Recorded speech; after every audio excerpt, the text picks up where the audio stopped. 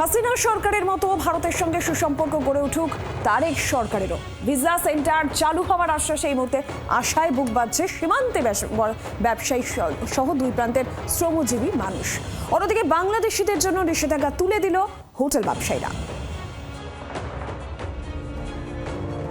নির্বাচনের পরেই তুলনামূলক শান্তি ফিরেছে বাংলাদেশে, আর এতেই উত্তরবঙ্গের 4 সীমান্তে ফের আগের মতো বাণিজ্যের সম্ভাবনা তৈরি হয়েছে।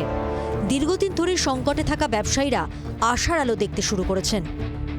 পূর্বে বাংলাদেশে হাসিনা সরকারের মতনই যেন আবার বাংলাদেশে শান্তি ফিরে আসে চাইছে বাংলাদেশের ট্রাক ড্রাইভার থেকে শুরু করে বাংলাদেশিরা। ডুবতে থাকা ব্যবসায় কি সুদিন ফিরবে? শিলিগুড়ি সংলগ্ন ফুলবাড়ির চ্যাংরাবান্ধা সীমান্তের ব্যবসায়ীদের কাছে এখন এটাই লাখ টাকার প্রশ্ন।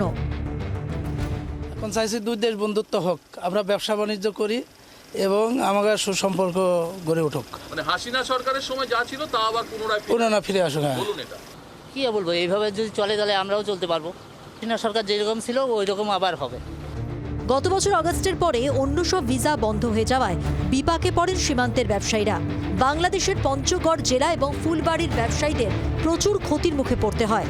তবে এবার সমস্যা কাটবে বলে মনে করছেন হোটেল ব্যবসায়ীরাও।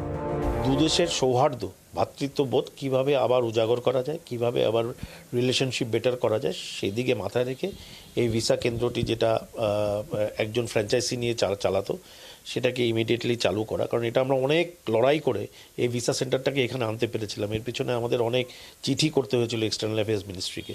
তো সেটাই আমরা অনুরোধ করব যে আবার এই ভিসা সেন্টারটা চালু হোক। আগে ফুলবাড়ি সীমান্তে সপ্তাহে কয়েক কোটি টাকার ব্যবসা হতো। এতে দিন প্রতি 10-12 লক্ষ টাকার রাজস্ব আদায় হতো সরকারের।